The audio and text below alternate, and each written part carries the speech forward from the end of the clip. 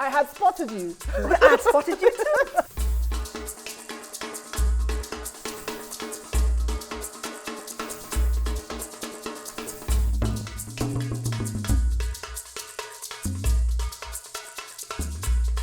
So here we are, we three queens.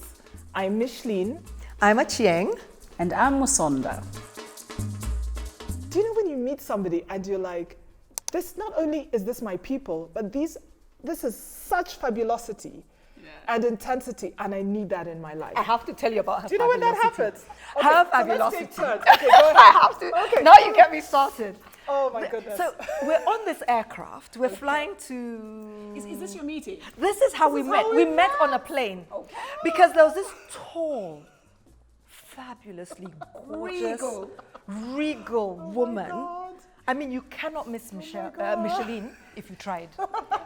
Legs, endless legs from here to next week. I mean, so there she was. We're on this flight. I remember noticing her because she was elegant. And you were dressed very nicely, like you're in jeans and a nice top, and I think maybe some nice jewelry, as you always have. Oh gosh, I tried. Yeah, and I remember thinking, oh my gosh, I wonder who she is. So we get on the flight, and at one point I get up to use the restroom, and then, you know, this was close to landing. We were landing in we were meant to be landing in Abidjan. We were meant to be landing in Abidjan. It was drama. Oh my God, it was drama. So you want to use the restroom just before the flight lands, and then they make an announcement. And they say, ladies and gentlemen, we would like to inform you that we are rerouting this flight to Accra. It was hilarious. I forgot about where I was going. I asked the flight, what did he just say? Absolutely. The flight is, aren't we landing in Abidjan? It was crazy, actually. And it turns out, because there was some civil unrest in Abidjan, they decided to reroute the flight in the air, like half an hour, maybe an hour to Before landing. Wow. To Accra instead of Abidjan. Wow. So that was a little bit dramatic. I'm like, what the hell do they mean? You know? And you know what? So let me cut in here because you don't remember we don't know each other yet. Right. So she's talking about thank you so much for the compliments, right? And I think she's in front and I'm in the back, and I had spotted her from the get-go. And I thought, who's this elegant woman? And just the way she had dressed. She used to have a signature look with scarves, you know, you know, comme les Français, how the French people do. So she had knotted her scarf. So I had spotted her. And when this announcement is being made, the other thing was that it was being made in English. It was KQ. Yeah. And I could see that she understood. So in my mind, I was like, okay, elle est anglophone. She's English speaking because most of the people in the flights were francophones, you know, were French speakers. And so anyway, just butted in there to say, I had spotted you. I had spotted you too. So you know what happens in situations like that usually? Like imagine like when you're bumped off a flight or whatever, there'll always be kind of the group that are kind of not afraid to speak up and be, express their concern or the, you know, just how disruptive that whole thing is. So we eventually get off land and land in Accra instead of Abidjan.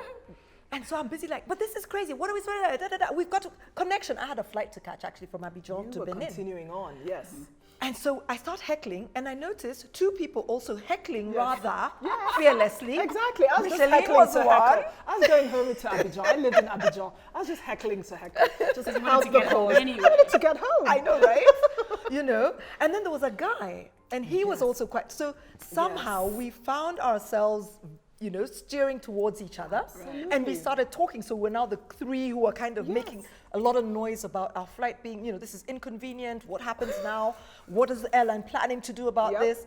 And that's how we became friends. Wow. We ended up at the hotel overnight, you know, we went to this hotel and we basically, I just visualized as we sat, I don't know, on the terrace or something, ordered a glass of something and just hang out as if this was the plan. As if it was now long lost friends having a drink. You know what I mean? We just calmed down and I maintained contact with you over the years. We're talking about more than 10 years ago that this event happened. Early 2000s, I think. Yes, it was, because in fact, it was when Côte d'Ivoire was getting into civil unrest. They had a coup d'etat in about 2002, and so it must have been around then. Wow. Can you imagine? What fun. And we've just maintained, she's been to Paris and Mauritius and all of that, and we've kept in touch. And so that's the thing, is when you see your people, you're just like, I mean, I know I'm this way. I just instantly, you know. I think it's kind of like an energy calls you, and you know that this is the person. This is my connection. This is almost like a soulmate even. Yes. You know what's fascinating for me is like with Achieng, her sister was in my kitchen. I'd cooked for some friends, and friends of friends had brought in, you know, Jackie, her sister. And, you know, of course she comes in and we're talking and we're laughing and I'm cooking and I'm pouring wine and I have this round table in my kitchen where I just entertain. And as I'm cooking, I'm dishing up and they're seeing how Musonda, what's going on? And then her sister goes, you need to meet Achieng.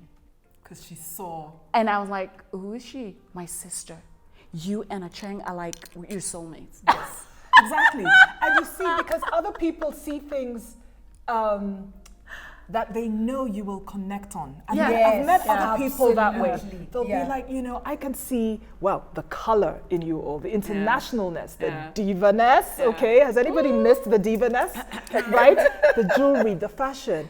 And more, I think, substantially, this notion that we're well educated, highly professional, extremely experienced in many, many, many sort of walks of life. Absolutely. But you do remember how we met, cackle. right? I was just going to And we ask just you. scream and shout and cackle. And sometimes when people say we're too much, which we just shoo away because we're like, you can never be too much, by the way. Absolutely. You know, we are just the way we are. And so seeing that, remember when, my God, we were at some... we were at a party. A party. So I walk up to you because One I'm of those thinking... UN parties. Exactly. So I walk up to her and I'm thinking, okay, you know, she must be Kenyan and blah, blah. And we start talking. And as we're talking, and I don't know, I think I must have worn a piece of something. And then I was like, oh, you know, I got this in Brazil and blah, blah.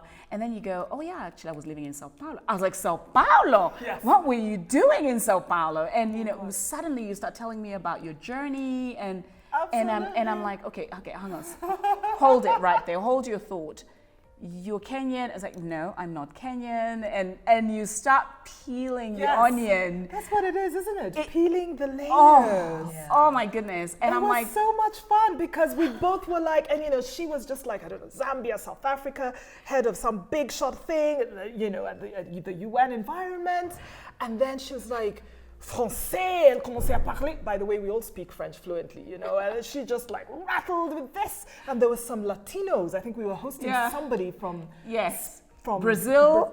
I think so she Brazilian, just dipped into her Spanish, into her Portuguese, had an amazing story about, I think, ladies in Mexico, in some Latin American country. We just bonded.